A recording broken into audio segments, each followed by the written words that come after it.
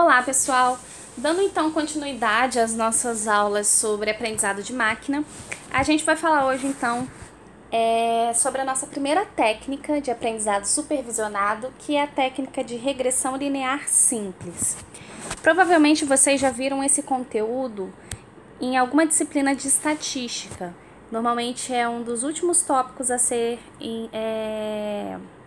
ensinado no curso, tá?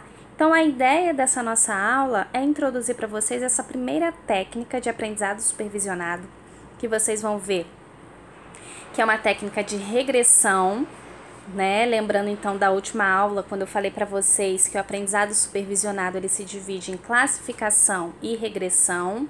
Lembrando, classificação é quando eu tenho a minha variável resposta e ela está codificada em categorias, é uma variável qualitativa. E um problema de regressão é quando a minha variável resposta ela é do tipo quantitativa, ok? Principalmente uma variável contínua. Então, hoje a gente vai falar um pouquinho sobre a regressão linear simples. E aí, os tópicos que eu vou abordar nessa aula são o modelo de regressão linear simples, quais são as características do modelo, e a gente vai falar um pouquinho sobre as suposições, tá? Para a gente utilizar a regressão linear simples.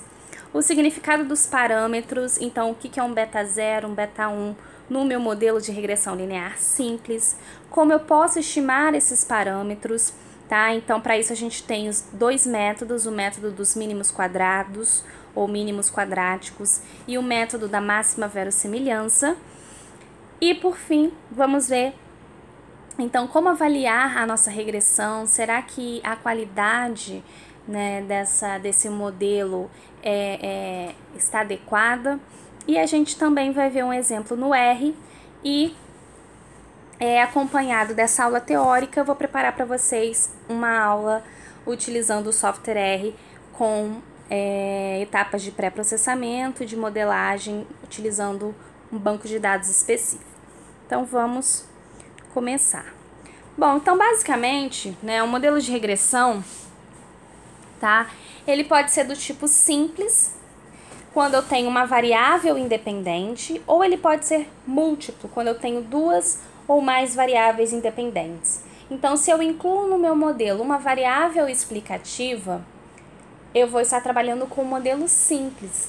Se eu incluo 2, 3, 4 ou mais, eu então trabalho com o modelo múltiplo. E essa relação da variável explicativa ou das variáveis explicativas com a nossa variável resposta, ela pode ser uma relação linear ou não linear. No caso, nessa aula a gente vai olhar exatamente esse caminho, ok? Então, nós vamos falar exatamente de um modelo de regressão simples linear. Bom, e aí, onde eu posso ver, né, a aplicação desse tipo de modelo? Bom, as aplicações, elas são diversas, tá? Então, a gente pode enumerar aqui, por exemplo, relacionar renda com o número de anos de educação. Então, será que dependendo do número de anos de educação, essa minha renda, ela vai ser maior, vai ser menor? Será que eu consigo predizer, né? Dado o meu tempo de educação, será que eu consigo predizer qual vai ser a minha renda? Altura e peso, então será que existe uma relação entre essas variáveis? Tá? Uma relação do tipo linear?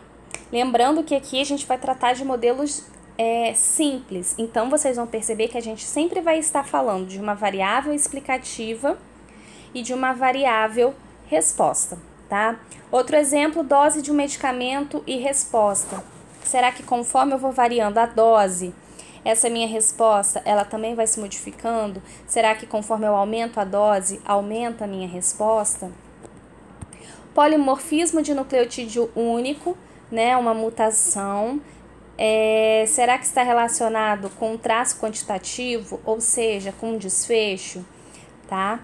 Demanda dos produtos de uma firma e publicidade, então, dependendo do tipo de publicidade, dependendo do tempo de publicidade, será que essa demanda aumenta, diminui? Será que existe uma relação linear entre essas variáveis?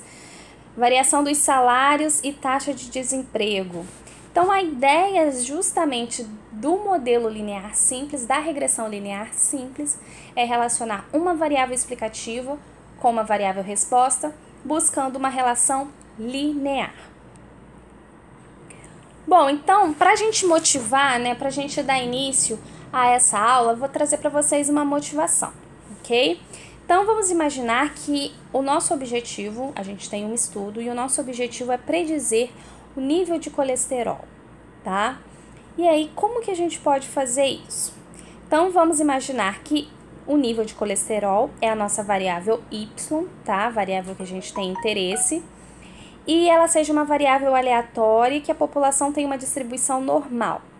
Então, nível de colesterol é uma variável aleatória com distribuição normal, que neste caso a gente não tem informação nem na média, nem o que? Da variância, ok? Então, os parâmetros dessa minha distribuição normal são desconhecidos. Bom, imaginem também que eu tenha a informação do nível de colesterol de 24 pacientes, ok? São 24 observações independentes, tá? Então, foquem aqui na palavrinha independentes. O nível de colesterol de um paciente não tem nenhuma relação com o nível de colesterol de outro paciente. Então, dado que eu tenho essa informação, né? Como que eu posso predizer o nível de colesterol para o paciente número 25, para o 25º paciente?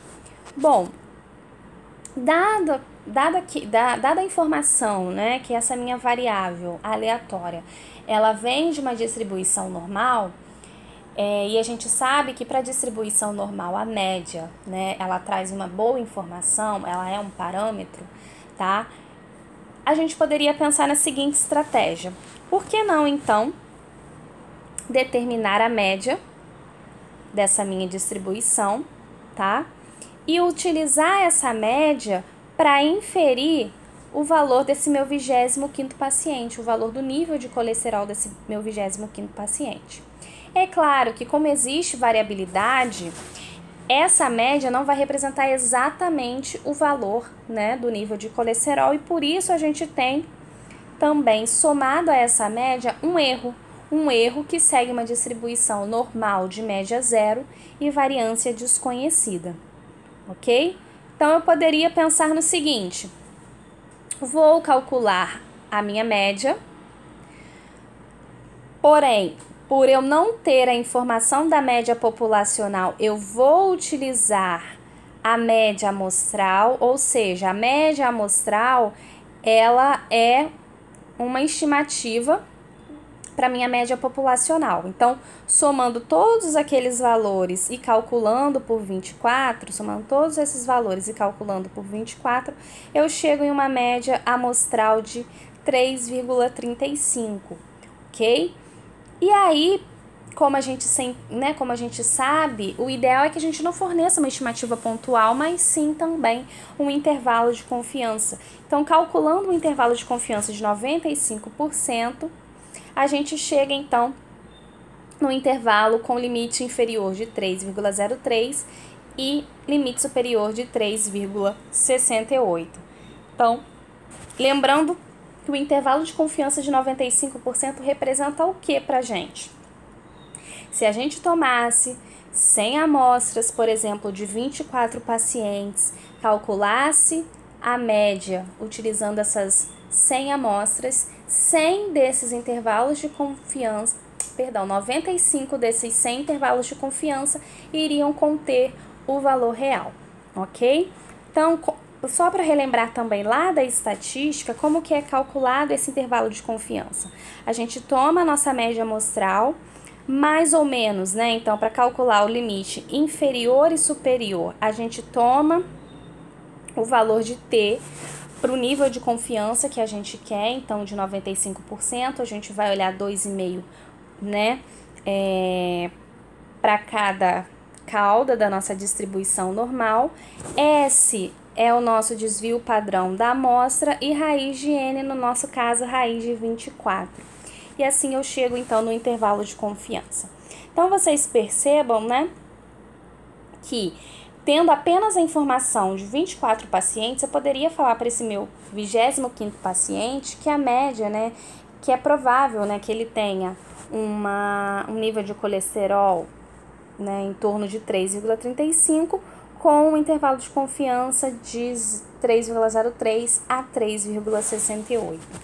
Mas aí a gente pode se perguntar, será que eu não consigo melhorar essa predição? Será que eu não consigo, né, diminuir a variabilidade dessa estimativa? Então, pensando nisso, a gente poderia levantar a seguinte pergunta: será que, ao considerar variáveis explanatórias, ou também chamadas de covariáveis, variáveis independentes ou variáveis explicativas, tudo isso nesse contexto são sinônimos, tá?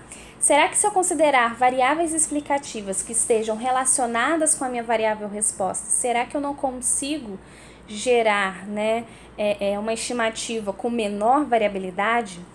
Então, a gente poderia pensar em uma variável, a idade. Será que utilizar a idade não traz para mim, então, uma predição, uma estimativa melhor? Então, se a gente, né, tomar a idade daqueles 24 pacientes, a gente chega nesse gráfico aqui. Então, no eixo X, eu tenho a minha variável idade e no eixo Y, eu tenho a minha variável colesterol, né, sendo representadas por esse gráfico de dispersão, ou também chamado de gráfico de pontos. Então, a ideia do modelo de regressão linear simples é exatamente, a partir de uma variável explicativa, encontrar um modelo, ok? Que possa, então, ser utilizado para predizer novas estimativas. Então, como trata-se de um modelo linear, o que a gente vai buscar é exatamente uma reta. E aí, quando a gente fala em reta, vocês podem sim pegar lá na memória de vocês como que a gente definia a equação de uma reta. Então, a gente tinha o quê? Um coeficiente, né, angular, que me dá essa ideia do ângulo que a reta faz em relação ao eixo X, e a gente também tinha o nosso intercepto, né, o coeficiente quando o X era 0, onde corta no eixo Y. E é exatamente isso que a gente tem no nosso modelo, ou seja, aquela média populacional que a gente estava utilizando antes para, né, predizer então aquela minha 25ª observação, eu transformo então, eu substituo essa média justamente pela equação da reta. Então, eu passo a ter essa média sendo representada por um beta 0, que é o meu intercepto, mais beta 1 xi. Beta 1 sendo o meu coeficiente angular e xi a minha variável explicativa. Então, y, né, continua sendo uma variável aleatória do tipo contínua, com distribuição normal, independente e variância constante, ok? Bom, então a gente diz, né, que essa nossa equação da reta, esse nosso beta 0 mais beta 1 x1, né, nesse caso aqui chamando a nossa variável idade de x1, é o componente sistemático do meu modelo de regressão linear simples, ou seja, é essa equação que vai fornecer para mim a estimativa da minha variável resposta, a estimativa de y. Mas a gente sabe que ao determinar essa reta, né, então se eu quero buscar essa reta aqui em vermelho, eu não vou conseguir passar por todos os pontos, certo? Porque existe uma variabilidade. Então, pessoas de uma mesma idade não necessariamente possuem o mesmo nível de colesterol, porque existe uma variabilidade. Existem outros fenômenos que podem tentar explicar essa variabilidade. Mas a ideia aqui é que a gente encontre um modelo que possa resumir essa relação, tá, entre idade e colesterol. Então, quando eu traço essa reta, o que eu percebo? Que existem desvios, tá? Então, deixa eu voltar aqui para isso. Então, se a gente observar, esse daqui é o ponto observado, é o valor observado. É uma pessoa com 50 anos que apresenta um nível de colesterol próximo de 3,5, ok? Mas, se a gente utilizar a reta, ok? Essa reta que foi estimada, o que a gente percebe? Que o valor dado pela reta, ao atribuir x igual a 50, é um valor maior, um valor próximo de 4. Então, essa diferença aqui é o que a gente chama de componente aleatório do nosso modelo. É o nosso erro, tá? É o nosso desvio. Então, a ideia da regressão linear simples é o quê? Deixa eu voltar aqui, antes que eu passe para o Bob Esponja. A ideia é que a gente determine, a gente encontre essa equação da reta que proporcione para mim uma menor soma dos erros. Concordam? Conseguem aí entender essa ideia? Eu quero o quê? Eu quero uma reta, né, que passe pelos pontos, mas que esses desvios, tá? Esses desvios aqui sejam o quê? O mínimo possível, certo? Que esses desvios sejam o mínimo possível. Porque a gente quer, então, que a nossa reta, que a nossa estimativa, ela seja mais próxima da realidade.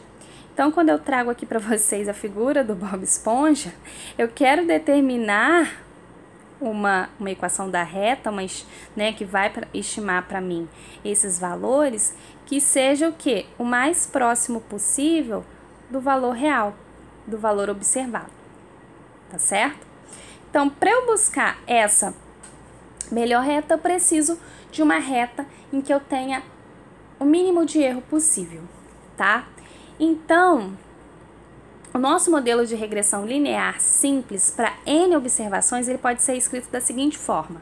Ele é formado pela variável y, tá? Então, yi, ou seja, o valor da variável resposta na iésima observação.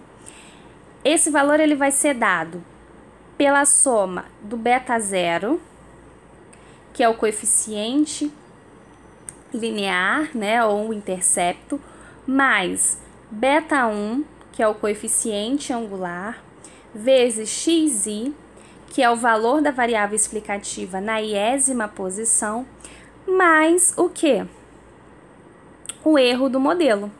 Porque eu sei que essa parte aqui, que é o componente sistemático, ele não vai fornecer para mim o valor real para todas as observações. A gente viu claramente ali ao traçar uma reta. Então, eu preciso somar esse componente sistemático, essa variável aleatória. Então, neste caso, quem passa sem a variável aleatória, tá? Ao separar y em um componente sistemático e um componente aleatório, é exatamente o erro do modelo, ok? Bom, e aí, só para, né, falar novamente por que o modelo de regressão linear simples, ele recebe esse nome. Simples, porque existe uma única variável explicativa. Linear, porque ele é linear nos parâmetros, ou seja, nenhum parâmetro aparece como um expoente, ou é multiplicado ou dividido por outro parâmetro. Vocês viram o quê? Que eu tenho um beta 0 acompanhado de um valor 1 e um beta 1 acompanhado da variável explicativa. Eu não tenho multiplicação de parâmetros, eu não tenho parâmetro ao quadrado, ao cubo, ok? E é linear também na variável explicativa, porque a própria variável só possui grau 1. Existem outros modelos que a gente pode colocar variável elevada ao quadrado, elevada ao cubo, ok? Dependendo da melhor forma que os dados apresentam. Bom, e aí, então, o nosso modelo ele tem algumas características. É importante a gente atentar para isso, porque às vezes a gente quer aplicar a modelagem sem antes avaliar os pressupostos do modelo. E para cada tipo de modelagem, a gente tem algumas suposições que precisam ser respeitadas, tá? Então, para o modelo de regressão linear simples, a gente já sabe que y é uma variável aleatória, tá? Porque ela é dada pela composição de uma constante, certo?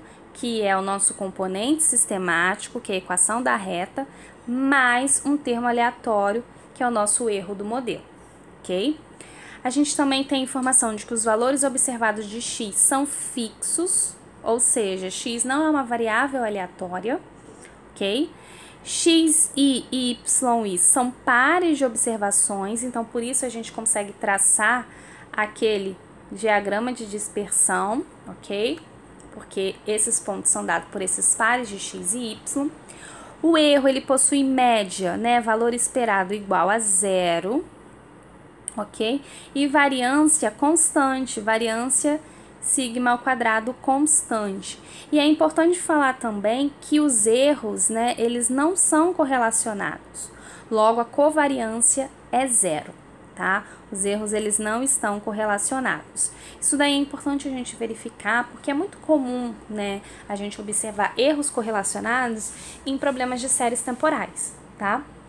Então, no modelo linear, né, um modelo de regressão linear simples, os erros não estão correlacionados. E também supomos o quê? Que os erros possuem distribuição normal, tá?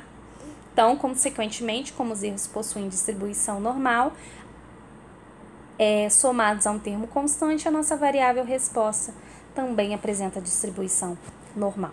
Então, em resumo, o modelo de regressão implica que as respostas y e i são provenientes de distribuições de probabilidade cujas médias são, né, valor esperado, beta 0 mais beta 1 xi, e cujas variâncias sigma ao quadrado são iguais para todos os níveis de x, ok? Variância constante. Além disso, quaisquer duas respostas, yi e yj, não estão correlacionadas. Então, quando eu trago todas essas características do modelo, a gente pode dizer as seguintes suposições, né? Os seguintes pressupostos que a gente precisa avaliar antes de aplicar, ou até mesmo após a aplicação do modelo de regressão linear simples. Então, duas suposições que andam juntas é a normalidade e a homocedasticidade. Então, a gente viu o quê? Que y vai apresentar uma distribuição normal, justamente porque os erros possuem distribuição normal, e variância constante, ou seja, valores homocedásticos, tá? A gente tem a presença da homocedasticidade. Linearidade, né, já vem até no próprio nome da regressão linear simples, ou seja, os dados, eles precisam apresentar um aspecto de linha reta, ok? Então, logo na análise exploratória, ao fazer um gráfico de dispersão, a gente já pode ter uma ideia clara se a relação daquela variável explicativa com a variável resposta apresenta ou não uma relação linear, ok? É possível, no primeiro momento, ao observar um relacionamento curvo, tentar aplicar algumas transformações na variável. Essa transformação pode ser na variável x, na variável y ou nas duas variáveis. Que tipo de transformação? Aplicar uma função log ou uma raiz quadrada, justamente para que a gente tente trazer esse relacionamento linear. Quando a gente tem, né, um formato de J, tá? Quando a gente faz o gráfico de dispersão e a gente observa um formato de J, né, algo nesse tipo assim, essas técnicas de transformação conseguem dar conta. Agora, se eu já vejo algo no formato de U ou S, né? Então, algo assim ou assim, essas transformações não vão ser suficientes e aí eu preciso utilizar uma outra técnica de modelagem, ok? Preciso usar, então, uma regressão curvilínea. Outra característica também, uma suposição importante, é a independência, que a gente viu ali, né? Que os erros, eles não podem estar correlacionados, a covariância é 0.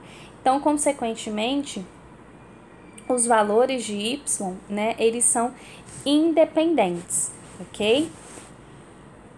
E como eu disse para vocês, essa violação ela é muito comum em séries temporais, ok, gente? Então, é importante saber essas suposições, esses pressupostos, antes da gente aplicar o nosso modelo. Então, já com uma variável, com uma análise exploratória, a gente já consegue ter uma noção se o modelo de regressão linear simples vai ser adequado ou não para essa nossa situação, ok?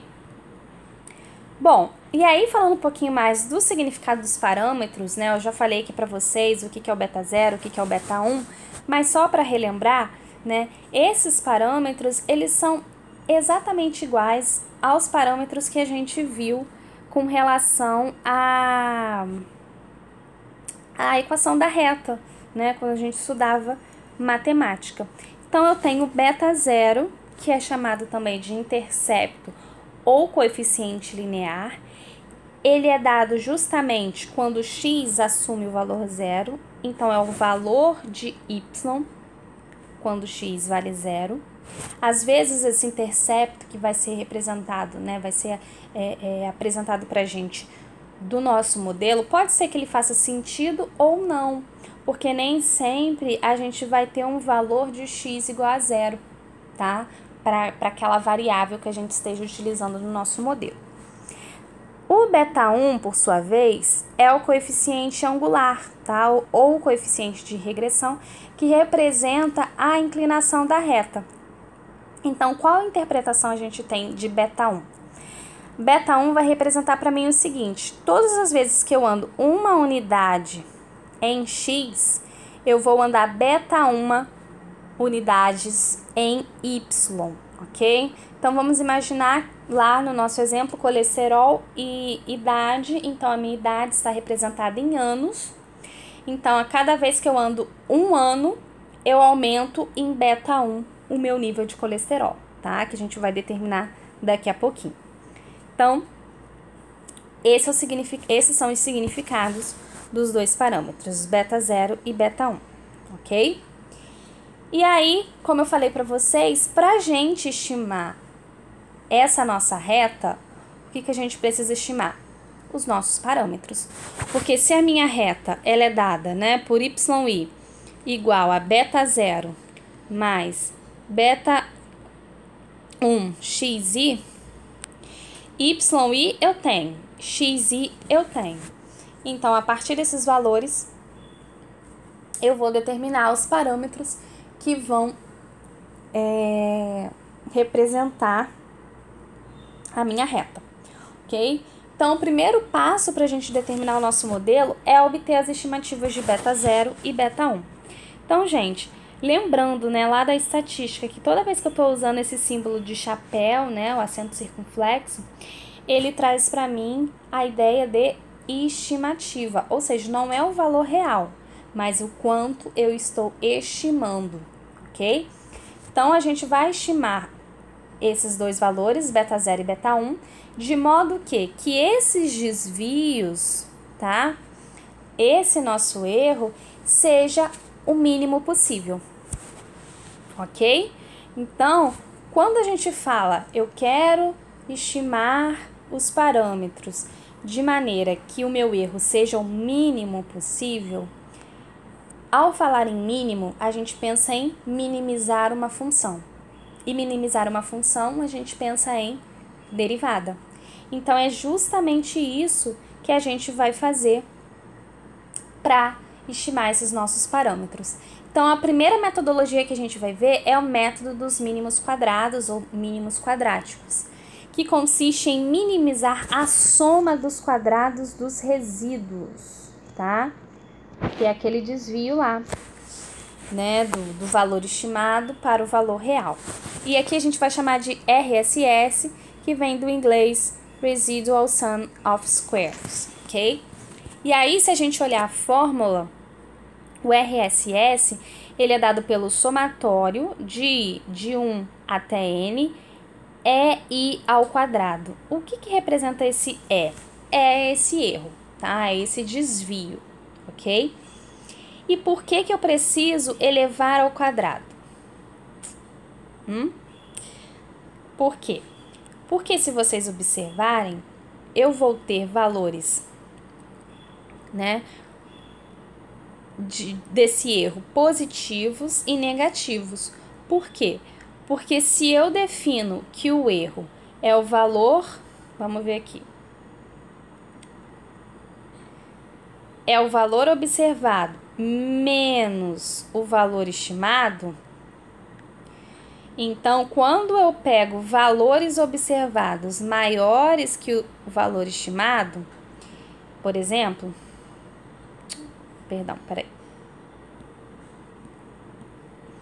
Então, ó, o valor observado é maior que o valor estimado. Essa diferença vai ser positiva.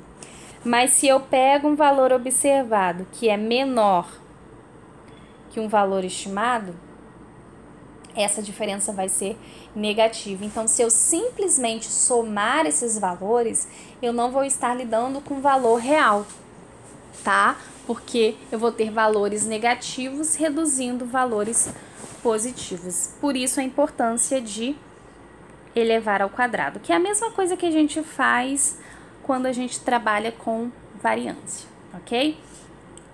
Então, eu tenho esse meu RSS como somatório de YI menos beta 0 menos beta 1 xi, tá? Então, como eu multipliquei tudo por menos, aqui ficou menos e aqui também ficou menos. Tudo isso elevado ao quadrado.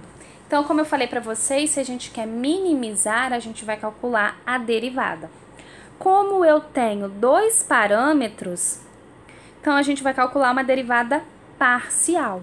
Então, eu vou derivar RSS em relação a beta 0 e vou derivar em relação a beta 1. Para o pessoal que aí não lembra mais de cálculo ou que nunca tenha visto derivada, eu vou tentar passar aqui de uma maneira um pouquinho mais completa, mas o importante é vocês entenderem qual é a lógica da coisa, e eu acho que já deu para pegar que a ideia é justamente minimizar esse erro, tá? Então, derivando esse meu RSS em relação a beta 0, então, neste caso, beta 1 passa a ser uma constante, tá? E aí, ao aplicar a regra da cadeia, a gente passa a ter, né, duas vezes derivada de YI, que vai ser uma constante, certo? Perdão, regra da cadeia, né? Derivo de fora, que é o quê? Duas vezes tudo que tá aqui dentro, então YI menos beta 0 menos beta 1 vezes XI, vezes a derivada do de dentro. Agora sim, como YI é uma constante, derivada de YI, constante 0, de beta 0, no caso, que é a variável, vai ser o quê? Menos 1, né? Derivada de menos beta 0, menos 1.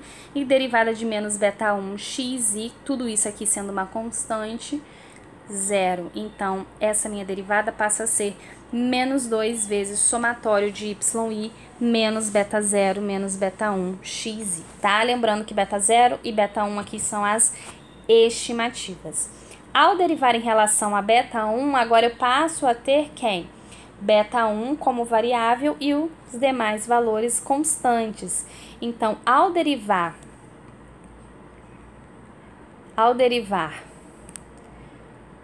essa parcela de dentro, na regra da cadeia, isso é constante, isso é constante. Então, derivada de menos beta 1 xi vai ser o quê? Menos xi, que é o que aparece aqui. O menos aqui e o xi aqui, ok?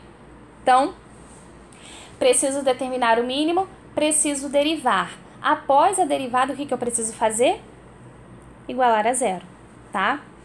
Então, quando eu igualo a 0, a gente chega nessas chamadas equações normais de mínimos quadrados, ok? Então, dessas duas equações, dessas duas fórmulas, tá? Dessas duas expressões, eu igualei a 0 e aí eu cheguei nessa nessas duas equações normais, que eu não vou entrar aqui em detalhes, ok?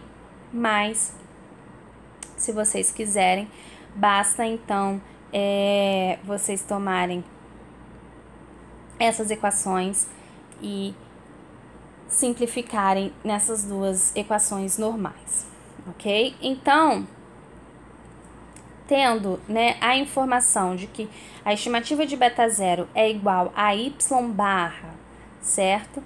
Né, a média de y menos a estimativa de beta 1 vezes a média de x, a média amostral de x, ao substituir esse valor em 2 nessa segunda fórmula aqui, a gente chega, tá, nessa estrutura.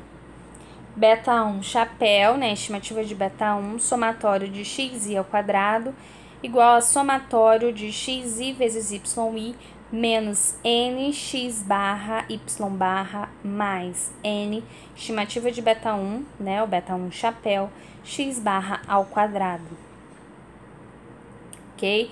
Então, isolando beta 1, tá? A gente tem que beta 1 chapéu, ou seja, a estimativa de beta 1 vai ser dado pelo somatório de xi, yi menos nx barra y barra dividido pelo somatório de xi ao quadrado menos nx barra ao quadrado. O numerador a gente pode chamar o que? De soma dos produtos cruzados, dos desvios de x e y, e o denominador como soma dos quadrados dos desvios das médias, ok? Se eu consigo determinar o valor de beta 1, a estimativa de beta 1, eu consigo determinar a estimativa de beta 0, já que a gente sabe, né, o quê? Que beta 0 é dado, né, a estimativa de beta 0 é dado por y barra menos beta 1 chapéu x barra, ok? Se vocês tiverem curiosidade, tá? Para que eu mostre para vocês esse passo a passo aqui bem explicadinho de como eu saí disso aqui e vim parar até as minhas estimativas, vocês podem deixar um comentário, tá?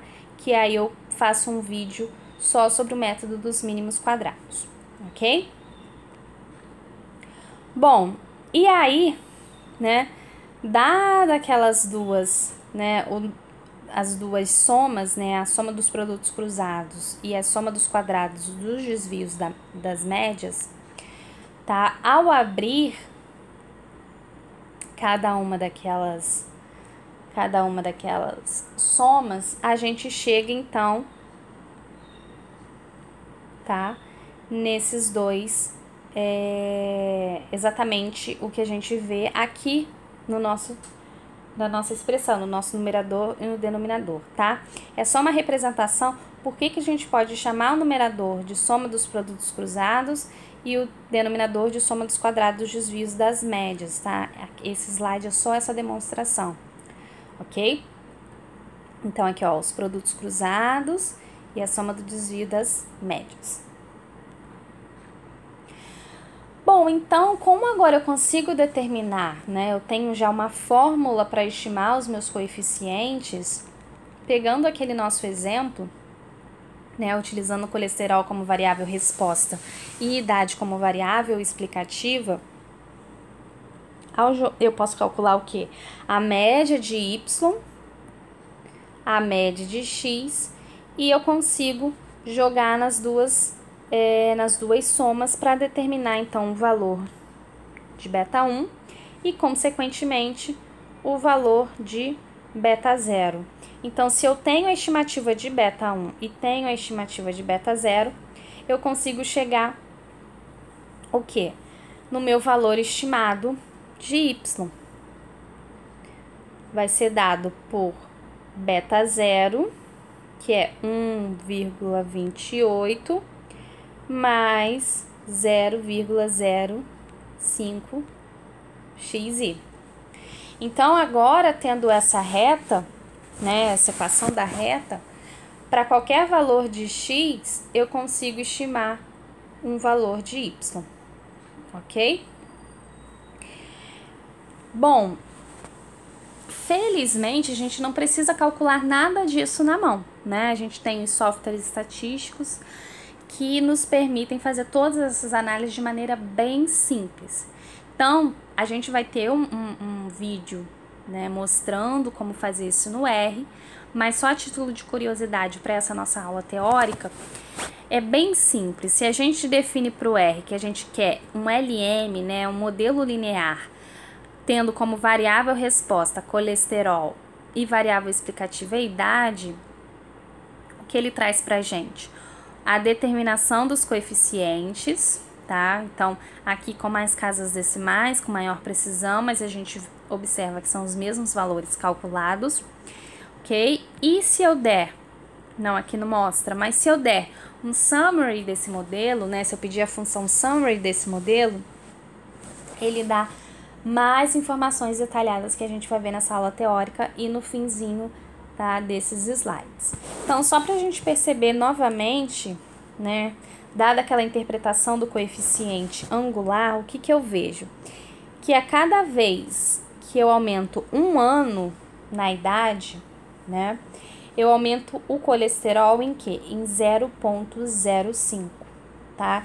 Então, essa é a ideia do coeficiente angular. A cada ano, no caso, ano, porque é a variável explicativa.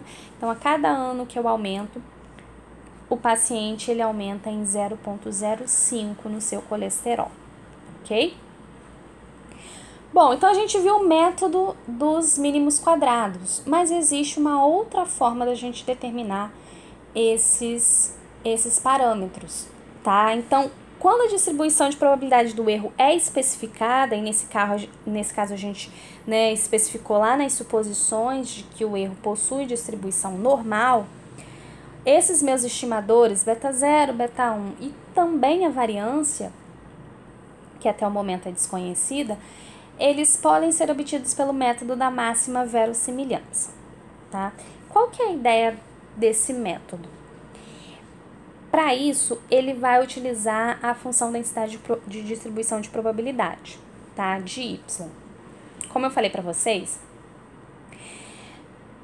y ele é decomposto, né, no componente sistemático, que é constante, e no componente aleatório, que é o erro, que segue uma distribuição normal. Então, consequentemente, y segue uma distribuição normal. E a gente sabe que a distribuição normal tem o quê? Essa carinha, certo? Opa, deixa eu melhorar aqui. Essa carinha. Então, a ideia é que,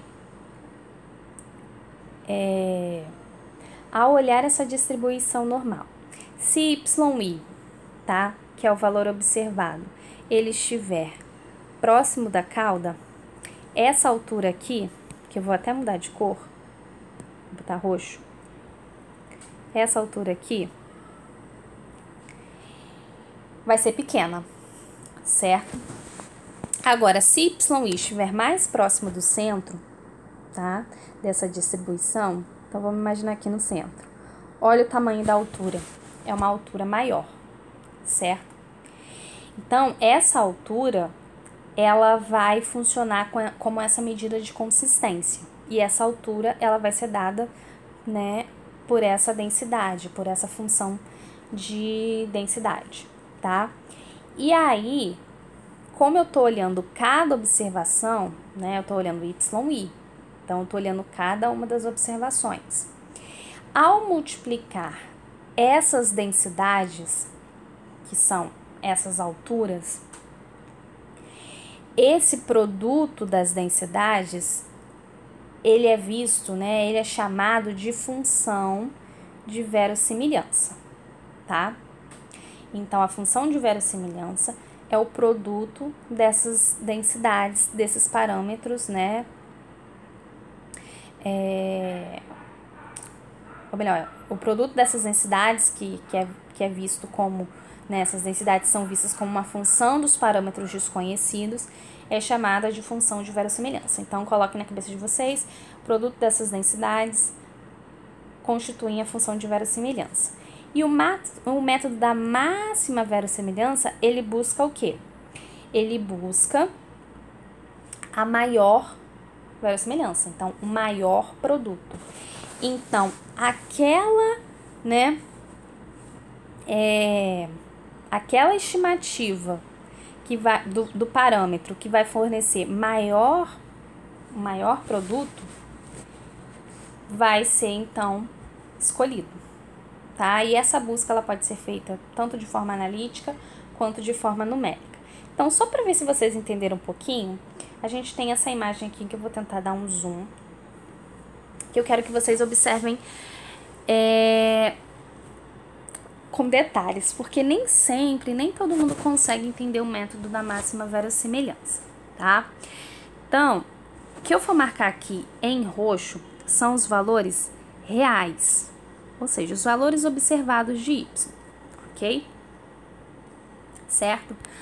O que eu vou marcar aqui em amarelo é o valor estimado pela reta. Então, se vocês observarem aqui, eu tenho uma reta. Que eu tô traçando aqui em amarelo. Vocês lembram que y, lá no início a gente falou que y é mi mais o erro. E esse mi agora a gente está representando por quem?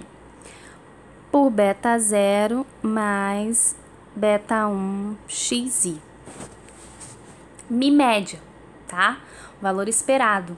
Então, a reta, ela fornece para mim esse valor esperado. Então, se vocês observarem, para o valor de x igual a 20, o meu valor esperado, que é a média, onde que eu acho a média de uma distribuição normal? Bem no centro, né? Porque a curva é simétrica. Para 30, é aqui. Para, sei lá, 55, é aqui. Então, o que vocês observam? Que ao traçar, né, essa reta, o que aconteceu, né,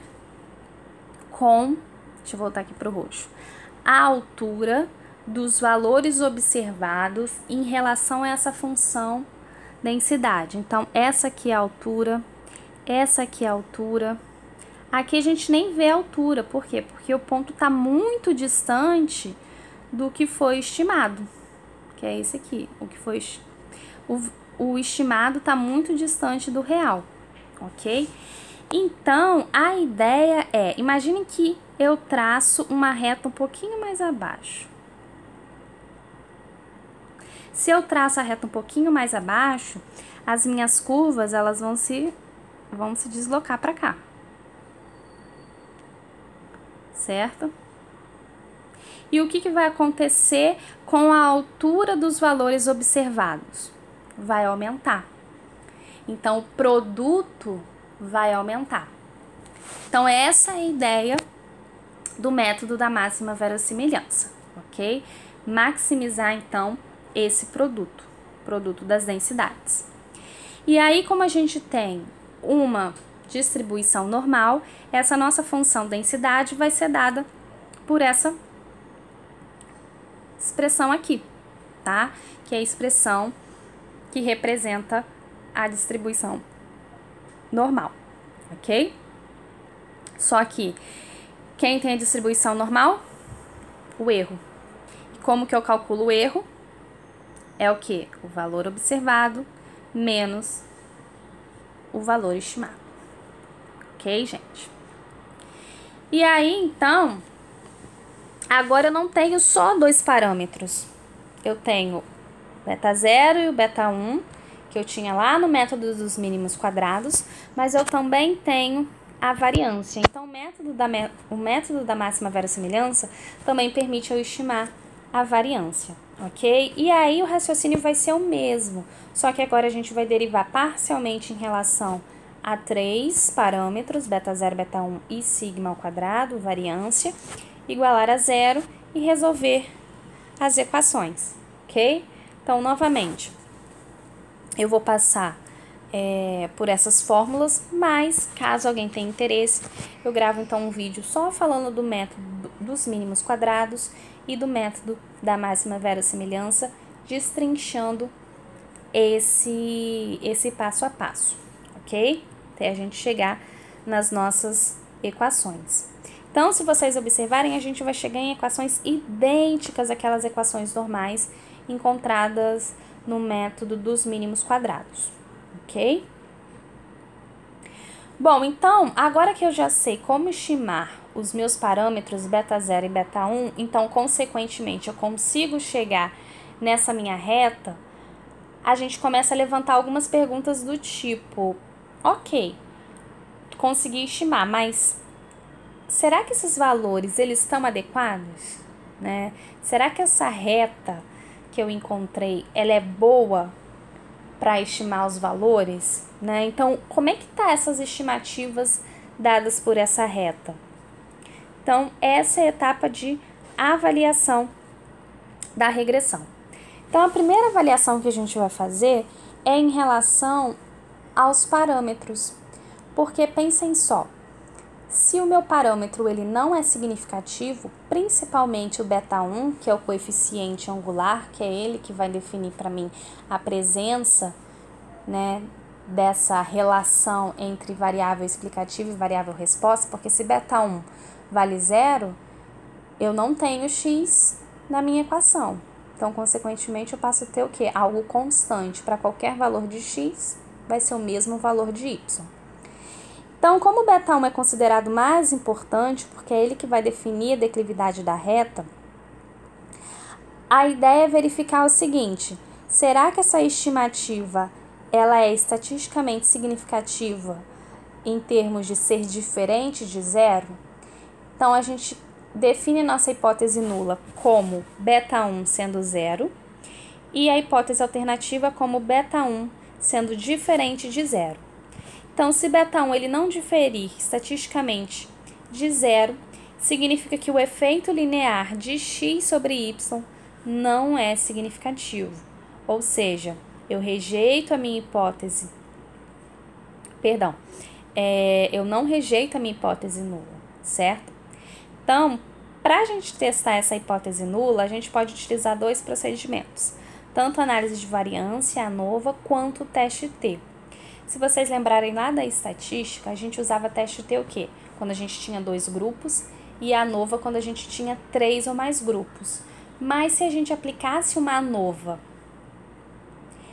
para uma situação de 2 grupos, o resultado que a ANOVA encontrava era exatamente igual ao do teste T. Então, por isso que a gente consegue aqui utilizar os dois testes, tá? Então, como eu só tenho um coeficiente angular, vamos dizer assim, a gente só tem um coeficiente que acompanha a variável explicativa, o teste T e a ANOVA aqui vão desempenhar o mesmo papel. Quando a gente falar de regressão linear múltipla, aí a gente vai ver que as interpretações são diferentes. Por quê? Porque agora eu vou ter mais de uma variável explicativa, então a ANOVA vai estar olhando de maneira geral, enquanto que o teste T ele vai ser aplicado individualmente, tá? Para cada coeficiente que acompanha as variáveis explicativas.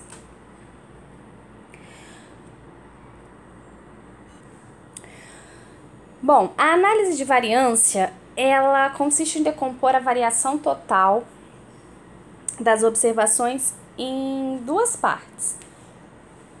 A variância, né, a variação explicada pela reta e a variância não explicada pela reta.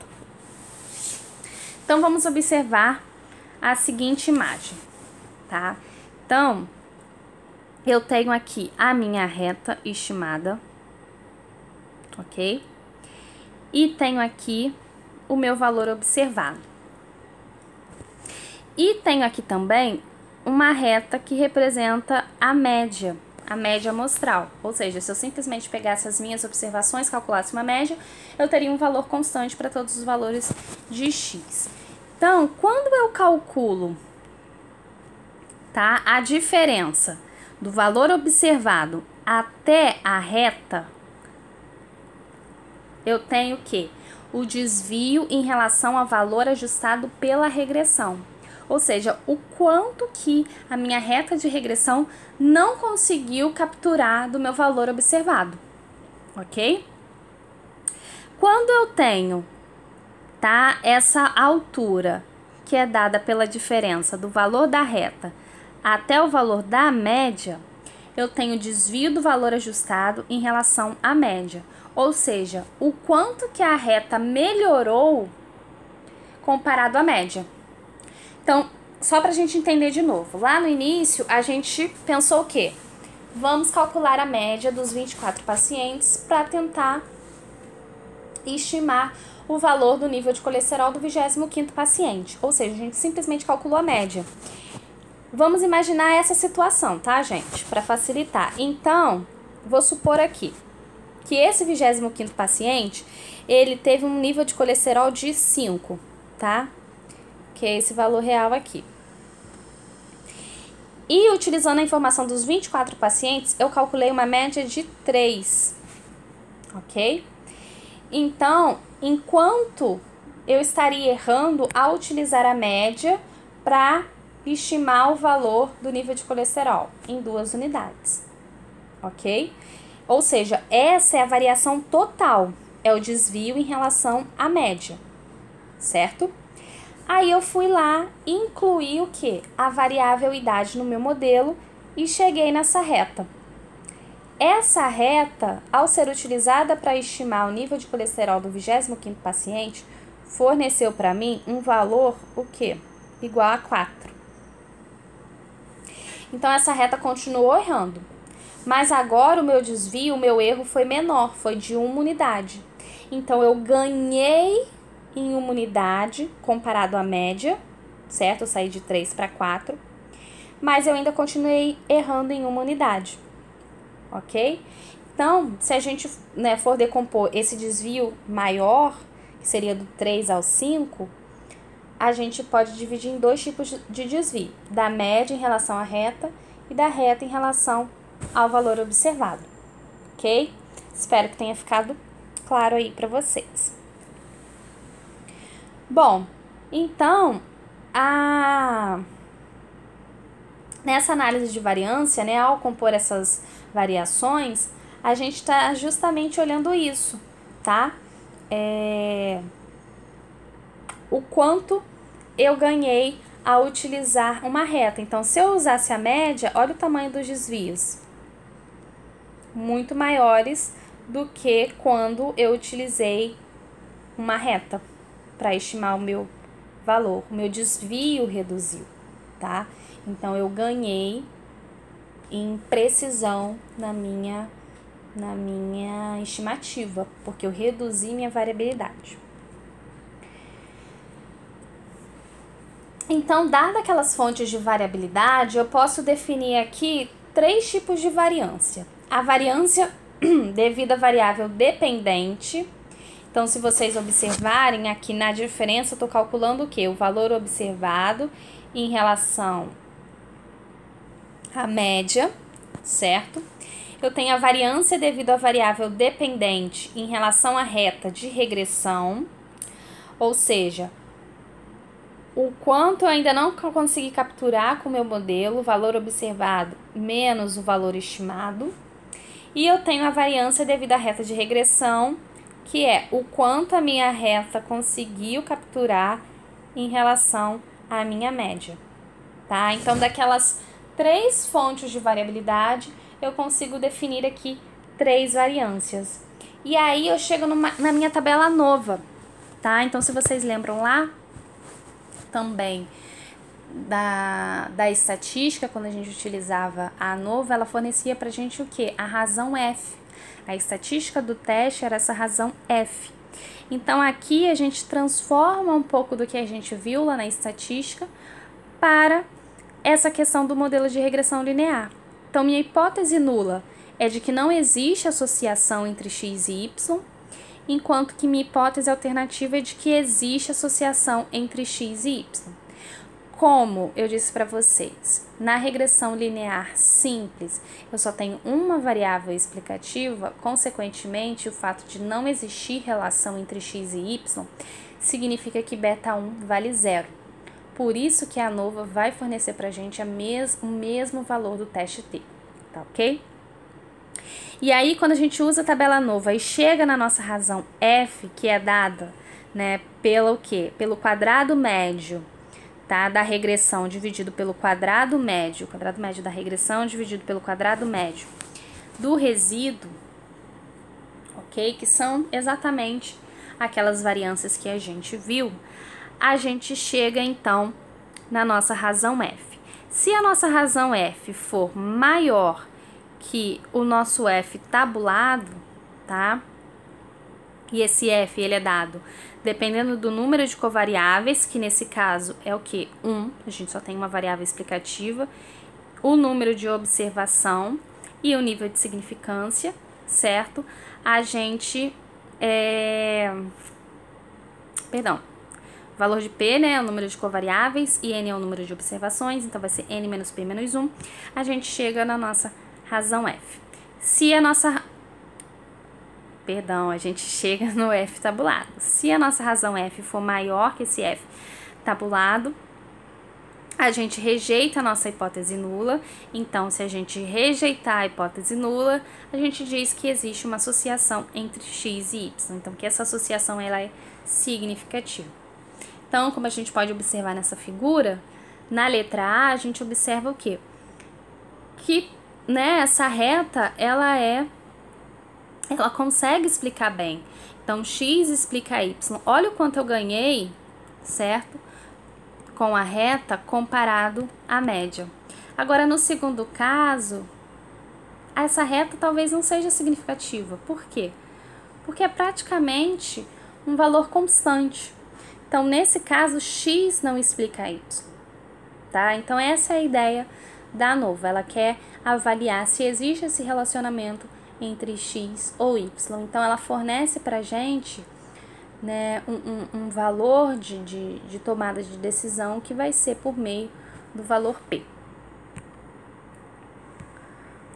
Bom, o teste T, ele também vai ser utilizado para avaliar essa ideia, né, se o coeficiente ele é ou não significativo, tá?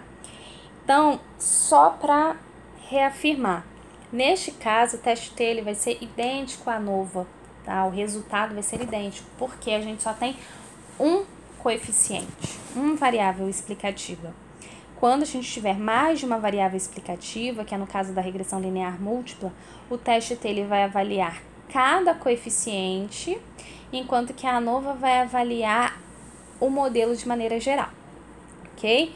Para esse caso, então, a gente usa a estatística T, que ela vai ser dada, né, pela estimativa de beta1 menos 0, dividido pelo erro padrão da estimativa de beta1. E aí, se esse meu T calculado for maior ou igual ao meu T tabelado, eu rejeito a minha hipótese nula, ok? Então, novamente, rejeitar a hipótese nula é o quê? É rejeitar que beta1 é igual a 0, tá? Então, se eu não rejeitar a hipótese nula, beta1 igual a 0, eu tenho a seguinte interpretação: a inclinação não é significativamente diferente de 0, que é o que a gente observou, né, nesse caso aqui, ok? A gente não tem uma inclinação significativamente diferente de 0. Então, o que a gente pode levantar de suposições com relação a esse resultado? Pode ser que o modelo até seja linear, tá? Até existe uma relação linear, mas x não vai ajudar para dizer y, pode ser uma outra variável. Ou até existe uma relação de x e y, tá? Mas pode ser que essa relação não seja uma reta. Por isso a importância da análise exploratória, ok? Bom, agora se eu rejeito a hipótese nula, Então, eu tenho que a inclinação ela é diferente de zero.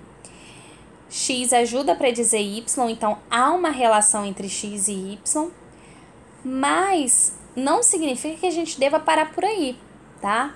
Pode ser até que exista um modelo melhor, ok? Pode ser que o modelo curvilíneo seja melhor. Não significa que não exista uma relação linear, mas pode ser que eu possa, então, até identificar um modelo que explique melhor toda aquela variabilidade. Bom, e aí, né, então agora a gente sabe avaliar se o beta 1 ele é importante para o modelo, ou seja, se é importante, se ele é significativo, há uma relação entre x e y. Mas aí existe uma outra medida que é importante, porque a gente agora tem a equação, a gente sabe se essa equação, né, ela é significativa, mas a gente precisa saber o seguinte: o quanto essa minha reta explica daquela variabilidade dos dados. Eu sei que ela não vai explicar tudo, certo? Até porque existem pontos que a reta não consegue passar exatamente por cima. Mas o quanto eu consigo capturar dessa variabilidade dos meus dados? Então, isso vai ser dado pelo nosso coeficiente de determinação. O coeficiente de determinação, representado até pelo R², ele é o quadrado do coeficiente de Pearson, do coeficiente de correlação. Então, é importante que vocês tenham em mente que a correlação e a regressão linear, elas estão muito relacionadas, tá? A correlação é justamente o coeficiente de determinação, só que o coeficiente de determinação está elevado ao quadrado. E ele vai representar o quanto da variação total é explicada por essa variável, né, explicativa, por essa regressão, por essa reta. Então, quanto maior o meu R², melhor. E aí, nesse caso, o meu R² ele vai variar de 0 até 1. Lá no coeficiente de correlação de Pearson, a gente tinha o quê? De menos 1 a 1. Só que como a gente tem quadrado, os meus valores ficam de 0 a 1. Então, uma pergunta que sempre levantam: mas para que eu faço a ANOVA, teste T, e para que eu uso o coeficiente de determinação? A ANOVA, né, o teste T nesse caso também, eles vão falar o quê? Se existe essa relação linear entre x e y, tá? Se o beta 0 ele é significativo, o beta 1 ele é significativo ou não. O coeficiente de determinação ele vai medir a qualidade do meu ajuste, o quanto essa minha reta consegue capturar dessa variabilidade dos dados, ok? Então, se eu tenho uma reta que passa exatamente em cima de todos os pontos, maravilha, perfeito, meu R² vai ser igual a 1. Se eu tenho uma reta, certo, que até consegue capturar um pouco da variabilidade, mas eu vejo que ainda uma grande dispersão dos dados, esse R² vai estar entre 0 e 1, podendo se aproximar de 0 quando a qualidade do ajuste é fraca, ou se aproximando de 1 quando a qualidade do ajuste é muito boa. E aí vocês vão ver que independe se eu tenho coeficiente angular negativo ou positivo, tá? Eu sempre vou ter valores de coeficiente de determinação positivos. Então, novamente, uma dica: o coeficiente de determinação mede a força da relação entre as variáveis, enquanto que a equação, né, o modelo, descreve o relacionamento entre as variáveis e pode ser usada para descrever, para prever, melhor dizendo, valores desconhecidos. Bom, estamos chegando na reta final, que é a parte de análise dos resíduos. Essa parte, gente, apesar de ser super importante, muitas vezes, né, a gente pega um trabalho de aprendizado de máquina e essa parte ela não é analisada, simplesmente a etapa de avaliação dos pressupostos não é levada em consideração, tá? Então, a análise dos resíduos, que eu vou mostrar aqui para vocês, é uma etapa, sim, importante para a gente poder entender melhor o porquê do nosso modelo ter apresentado aqueles resultados. Então, para verificar se o modelo é adequado, temos que investigar se as suposições que a gente fez lá no início estão satisfeitas. Para tanto, estudamos o comportamento do modelo usando o conjunto de dados observados, notadamente as discrepâncias entre os valores observados e os valores ajustados. Então, a gente só consegue fazer essa análise ao final. Por quê? Porque eu preciso saber esses meus desvios, esses meus resíduos.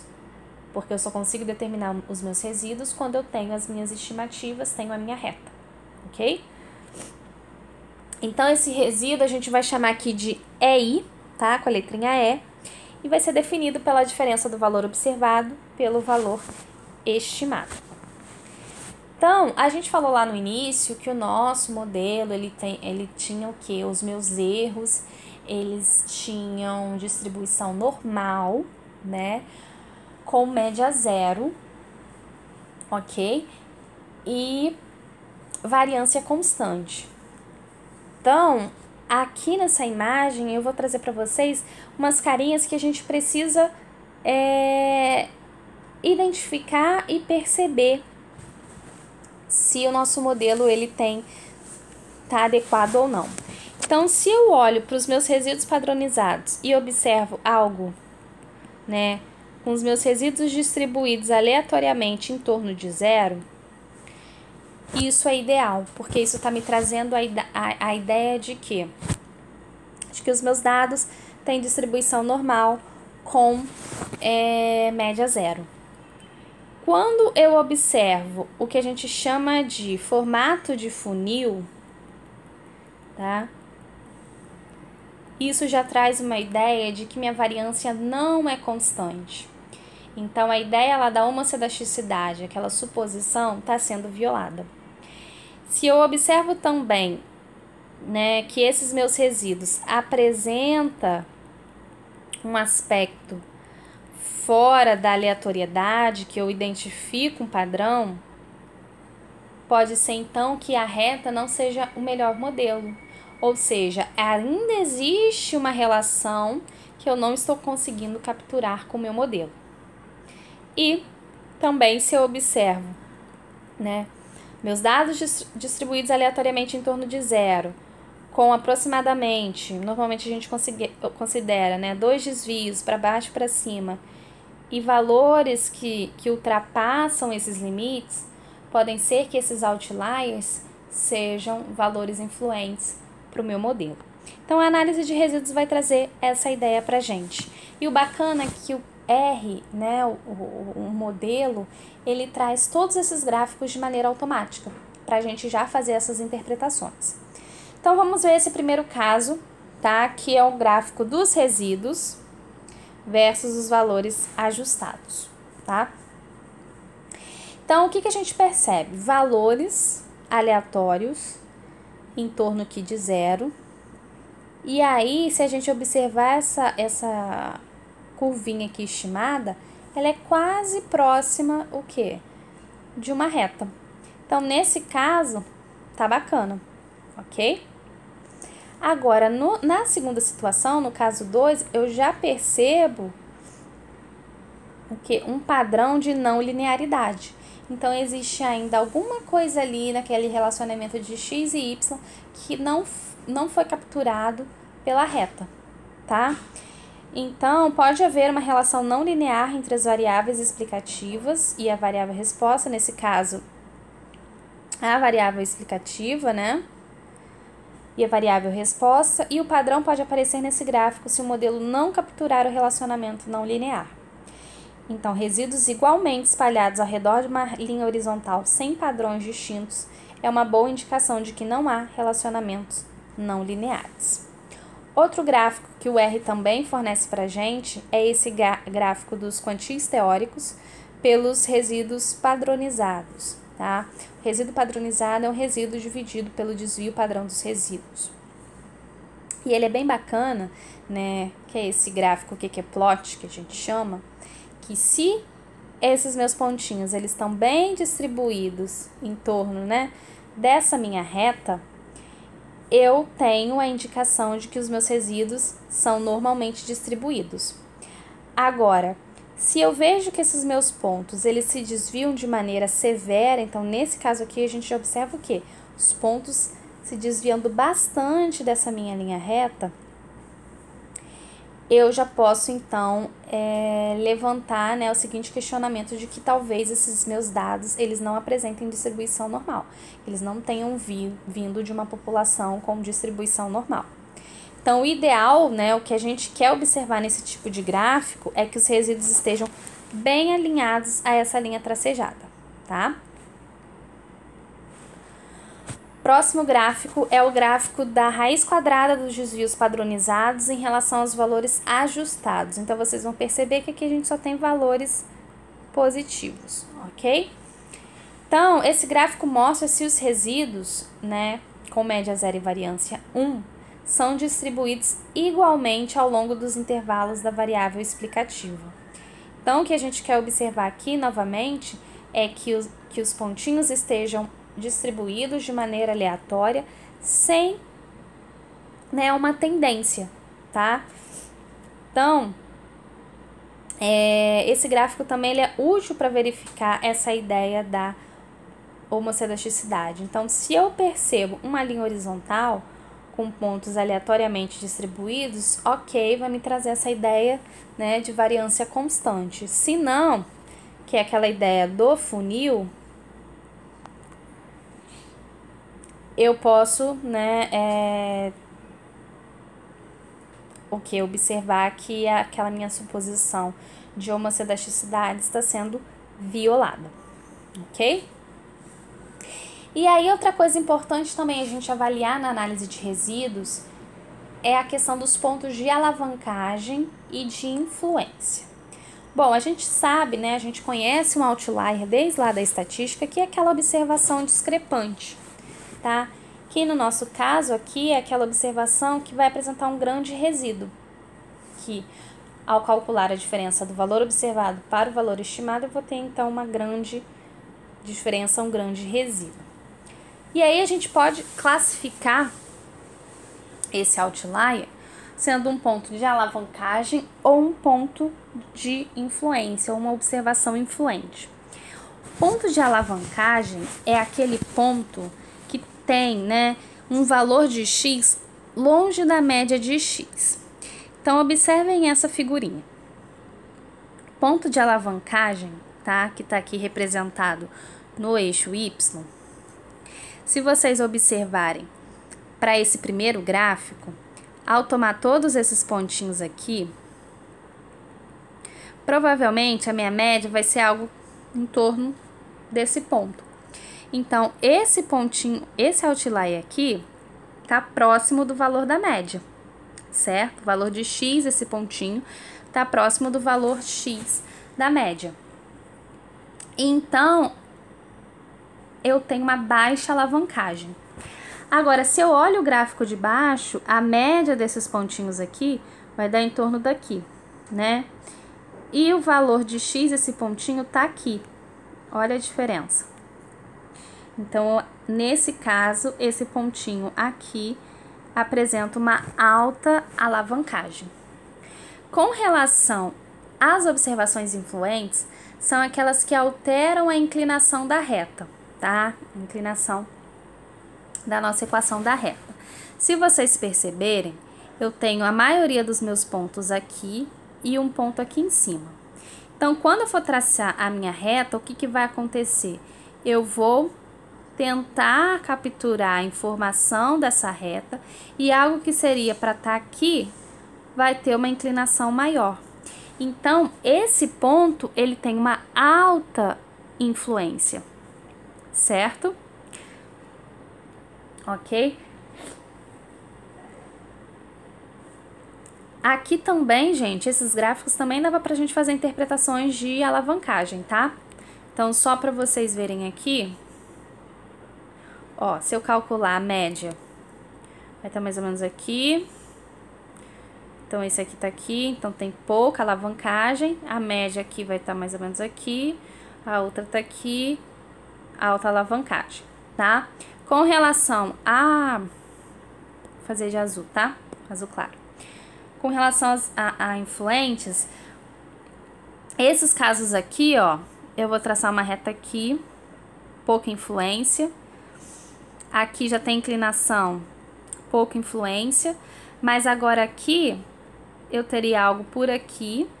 Só que, devido a esse ponto, vai, né, a minha linha, a minha reta, ela se altera.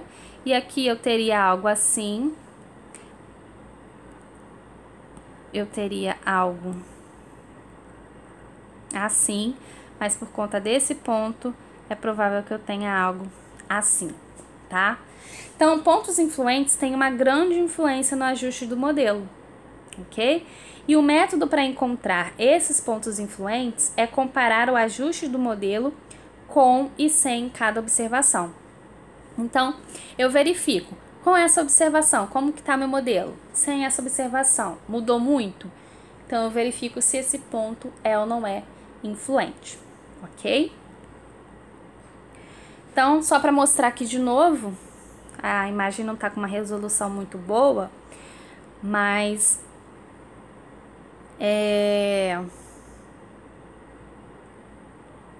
deixa eu ver aqui. Então, aqui a gente tem um primeiro caso, um outlier 1, que nesse caso ele teve pouca alavancagem, certo? Porque o valor de x é próximo, não se distancia muito da média de x, mas teve alguma influência, se a gente perceber, né? A linha em vermelho é quando o outlier foi omitido e a linha azul quando o outlier foi incluído, então teve pouca influência. No segundo caso, eu tenho o outlier 2, certo? Que teve alta influência e alta alavancagem.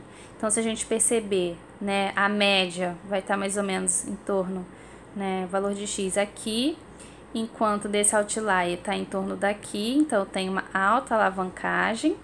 E eu já tive também um maior desvio, tá? Já tive uma mudança maior quando ele foi incluído na etapa da estimação dos parâmetros, ok? E aí eu consigo ver esses pontos influentes por meio desse gráfico que utiliza a distância de Cook, tá? Então, vocês vão ver nesse gráfico que eu tenho os resíduos padronizados pelos valores de alavancagem. E aí eu também traço uns intervalos, tá? Que é essas linhas tracejadas, referentes à distância de Cook. Então, se eu tenho pontos que ultrapassam essas linhas tracejadas, esses valores aqui são pontos influentes.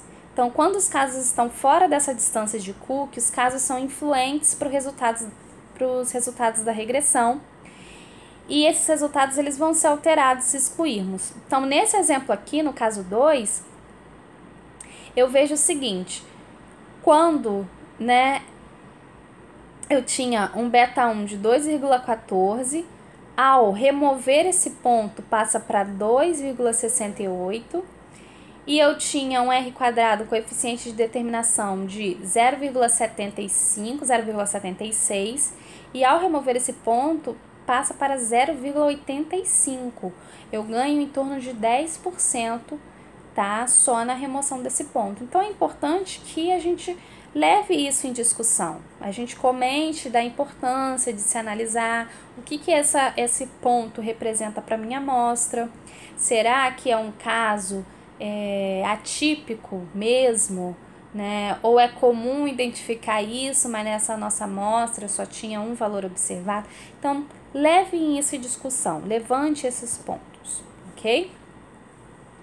E aí, se a gente voltar lá naquele exemplo do R, como eu falei para vocês, quando a gente pede a função summary do modelo, olha que bacana, ela fornece para a gente todas essas informações que a gente viu.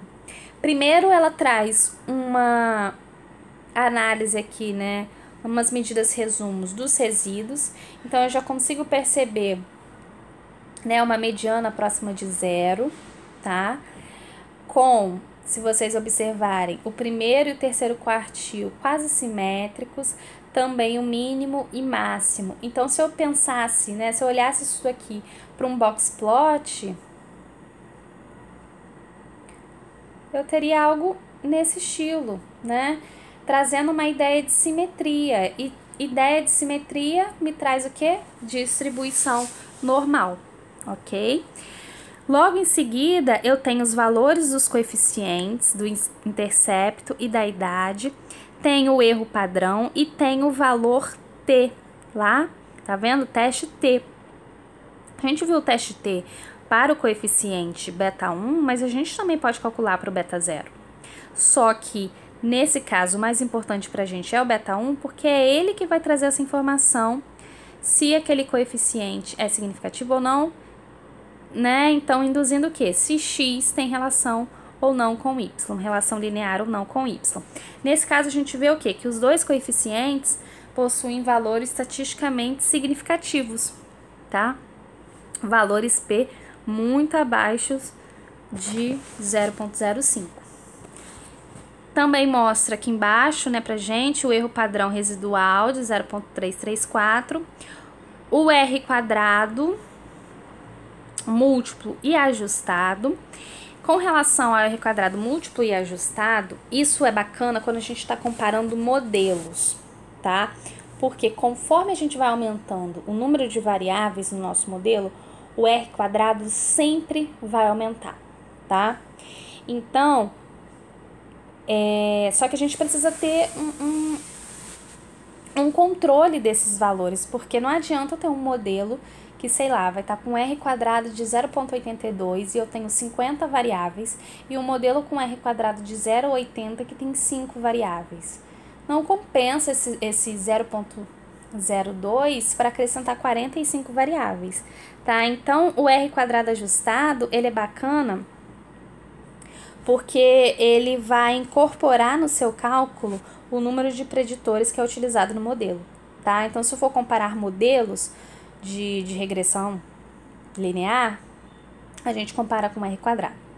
E embaixo vem a estatística F, que é aquela razão F, certo? E o valor P, ok? E o que eu falei para vocês? Que neste caso, a ANOVA vai fornecer um resultado idêntico ao teste T. Por quê? Porque eu só tenho um coeficiente acompanhando uma variável explicativa, mesmo valor, certo? Eu posso também pedir a ANOVA do modelo, porque aí ela me traz aquela tabela da ANOVA, ok? E aí, novamente, são aqueles valores que já aparecem na função summary, ok? Então, ó, o que a gente pode interpretar até o momento? Que, né, tudo indica que a idade tem uma relação linear com colesterol, uma relação significativa, né? O meu coeficiente angular, ele apresentou um valor P abaixo do nível de significância de 0,05, certo? O meu R quadrado, né? O quanto que eu consegui explicar da variabilidade dos dados por meio da minha reta foi de quase 82%, se a gente olhar o R quadrado ajustado, então bom valor. Lembrando que esse valor vai até 1, ok? E aí uma dica. Como o valor P é uma função do coeficiente de determinação e do tamanho da amostra, você não deve usar o valor P como uma medida da força de associação, ok? Então, o valor P não traz a ideia dessa força de associação. Ou seja, se eu olho a correlação de A e B, tem um valor P menor do que A e C, isso não significa necessariamente que A e B tem uma associação mais forte. Pode ser que o conjunto de dados para o experimento AB seja maior. Se você deseja comparar a força da associação de diferentes conjuntos de dados, use o coeficiente de correlação ou de determinação. Isso é bem bacana, porque às vezes a gente acha que um valor P menor vai trazer essa ideia de força, né, da relação maior. E não, quem vai trazer essa explicação pra gente é o coeficiente de determinação. Bom, e aí com relação à análise dos resíduos desse nosso exemplo, a gente percebe o quê? Para aquele gráfico, né? Eu tenho aqui valores dispersos, né, distribuídos aleatoriamente em torno de 0. A nossa curvinha aqui estimada próxima de 0, então bacana. Também vejo os meus, né, pontinhos aqui bem próximos dessa minha linha tracejada, indicando a distribuição normal dos erros. Bacana também. Quando eu olho a questão, né, para buscar esse problema de heterocedaticidade, eu vejo também, né, eu não identifico um padrão de funil nesse meu dado, eu vejo também minha retinha bem aqui, quase constante, então passou na homocedasticidade. E para a distância de Cook, eu vejo até que a distância aqui, ó, tá bem no cantinho, não indicando então a presença de nenhum ponto influente. Então, nesse caso, modelo de regressão linear bem bacana para a nossa situação, ok? Então, só para resumir um pouco, né, desses conceitos aí de correlação, regressão. Quando a gente quer verificar se duas variáveis de medição estão correlacionadas uma à outra, né, então se uma variável aumenta, a outra tende a aumentar ou diminuir, a gente usa um teste de correlação que vai fornecer pra gente aquele valor P, tá? Um teste de correlação de Pearson, de Spearman. Quando a gente quer estimar a força do relacionamento entre duas variáveis, aí a gente tem o nosso coeficiente de correlação. No caso da regressão, o coeficiente de determinação, que nada mais é que o coeficiente de correlação ao quadrado. Agora, quando a gente quer encontrar a equação de uma linha que se encaixa na nuvem de pontos, né, essa equação da regressão linear, aí a gente vai fazer modelo de regressão linear, que também vai servir pra gente para predição de novos casos, né, igual o exemplo do paciente 25, 26, 27, ok? E uma coisa importante, quando a gente sempre fala dessa ideia de correlação, é que correlação não implica causalidade, tá? Não significa que se X está correlacionado a Y, não significa que Y está causando, que X está causando Y. Mas pode indicar que algo interessante está acontecendo, tá? E aí, para vocês se divertirem um pouco, nesse link aqui, tem algumas correlações espúrias, tá? Para vocês darem uma olhada. E antes de terminar a aula, deixa eu ver se eu consigo mostrar para vocês de que correlação não indica causalidade.